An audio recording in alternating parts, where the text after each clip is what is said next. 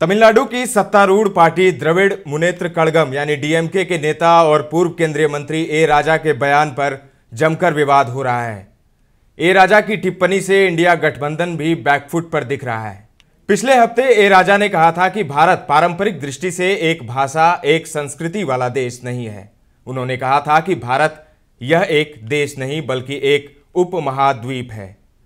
1 मार्च को कोयंबटूर में तमिलनाडु के मुख्यमंत्री एमके स्टालिन के जन्मदिन के आयोजन में राजा ने कहा था, एक देश का मतलब है एक भाषा, एक संस्कृति, एक परंपरा। भारत एक देश नहीं बल्कि एक उपमहाद्वीप था। यहाँ तमिलनाडु एक देश है जिसकी एक भाषा है और एक संस्कृति है। मलयालम के एक अन्य भाषा और संस्कृति है। इन सभी एक साथ आने से ही भारत बना है। इसीलिए भारत एक उपमहाद्वीप बनता है, एक देश नहीं। तमिल में दिया गया ए राजा के इस भाषण का वीडियो क्लिप अंग्रेजी सबटाइटल के साथ सोशल मीडिया पर पिछले 2 दिन से वायरल हो रहा है। बीजेपी इसे लेकर इंडिया गठबंधन और कांग्रेस पर हमलावर है और उसे आड़े हाथों ले रही है। ए राजा ने बिल्किस बानो गैंगरेप केस में दोषियों की रिहाई पर कथित रूप से लगाए गए जय श्री राम और भारत माता की जय के नारे का जिक्र करते हुए कहा कि हम ऐसे लोगों के जय श्री राम और भारत माता कतई स्वीकार नहीं करेंगे। तमिलनाडु ये कभी स्वीकार नहीं करेगा। अपने लोगों को जाकर कह दीजिए कि हम राम के दुश्मन हैं। ए राजा ने हाल के दिनों में दिए गए प्रधानमंत्री के उस बयान का भी जिक्र किया जिसमें उन्होंने कहा था कि चुनाव के बाद डीएमके पार्टी खत्म हो जाएगी। इस बयान पर राजा ने कहा कि डीएमके तब तक रहेगा जब तक भारत रहेगा। ए राजा ने कहा था, आपने कहा है कि चुनाव के बाद डीएमके का अस्तित्व नहीं रहेगा। यदि चुनाव के बाद डीएमके नहीं होगा तो भारत भी नहीं होगा। इसे याद रखिए। आप क्या शब्दों से खेल रहे हैं। अपने इस बयान को विस्तार देते हुए राजा ने संविधान के प्रस्तावना की बात की थी और कहा था, मैं क्यों कह रहा हूं कि भारत नहीं रहेगा, क्योंकि अगर आप सत्ता में फिर आए तो भारतीय संविधान ही नहीं होगा तो भारत नहीं होगा। यदि भारत का अस्तित्व नहीं रहा तो तमिलनाडु एक अलग इकाई बन जाएगा। क्या हम उस परिदृश्य की कामना करते हैं? ए राजा ने कहा था कि भारत विविधताओं और कई संस्कृतियों का देश है। अगर आप तमिलनाडु आए तो वहां एक ही संस्कृति है।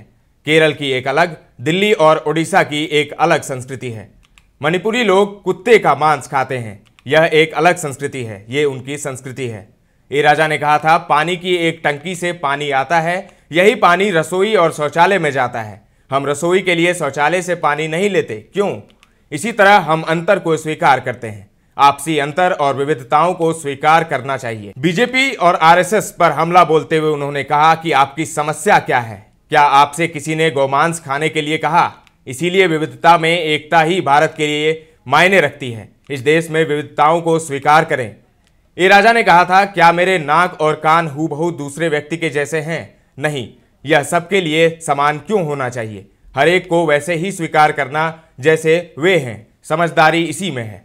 अगर आप सभी को एक जैसा बनाने की कोशिश करेंगे तो क्या होगा? यही खतरा अब आ गया है। अब ए राजा के बयान से बवाल मचा हुआ है। ए राजा के बयान की न सिर्फ बीजेपी बल्कि उनके अपने गठबंधन के सहयोगी भी आलोचना कर रहे हैं। केंद्रीय मंत्री और बीजेपी नेता गिरिराज सिंह ने कहा है कि ऐसे लोग सनातन संस्कृति बर्बाद करना चाहते हैं।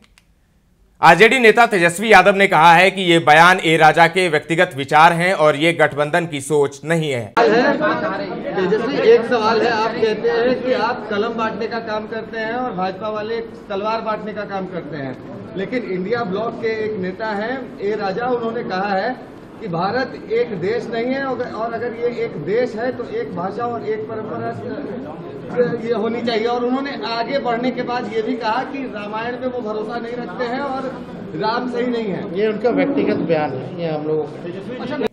कांग्रेस प्रवक्ता सुप्रिया श्रीनेत ने भी इस पर कहा है कि कांग्रेस इस बयान से पूरी तरह असहमत है और उन्होंने कहा कि राम सबके हैं। उन्होंने कहा, मैं इस बयान की पूरी तरह से निंदा करता हूं। ये उनका बयान हो सकता है, मैं इसका समर्थन नहीं करती।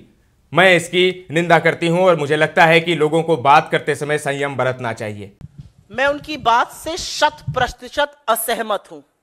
मैं इस मंच से ऐसे वक्तव्य का पूरी तरह से निंदा करती हूं।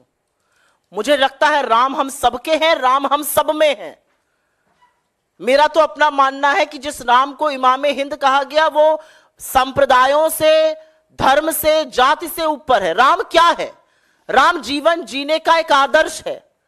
राम मर्यादा है, राम नैतिकता है, राम प्रेम है, जिसकी बात हम करते हैं। मैं पूरी तरह से इसकी निंदा करती हूं। ये उनका अपना वक्तव्य हो सकता है, मैं इसका कोई समर्थन नहीं करती हूं, पूरी तरह से निंदा करती हूं। और मुझे ऐसा लगता है कि लोगों को संयमित होकर बात करनी चाहिए। इससे पहले तमिलनाडु के मुख्यमंत्री एम.के. स्टालिन के बेटे और राज्य सरकार में मंत्री उदयनिधि स्टालिन ने बीते साल 2 सितंबर को तमिलनाडु में आयोजित एक कार्यक्रम में सनातन धर्म को कई सामाजिक बुराइयों के लिए जिम्मेदार ठहराते हुए इसे समाज से खत्म करने की बात कही थी। उन्होंने कहा था, सनातन धर्म लोगों को जाति और धर्म के नाम पर बांटने वाला विचार है। इसे खत्म करना मानवता और समानता को बढ़ावा देना है। उदयनिधि ने कहा था, जिस तरह हम मच्छर, डेंगू, मलेरिया और कोरोना को खत्म करते हैं, उसी तरह सिर्फ सनातन धर्म का विरोध करना ही काफी नहीं है, इसे समाज से पूरी तरह खत्म कर देना चाहिए।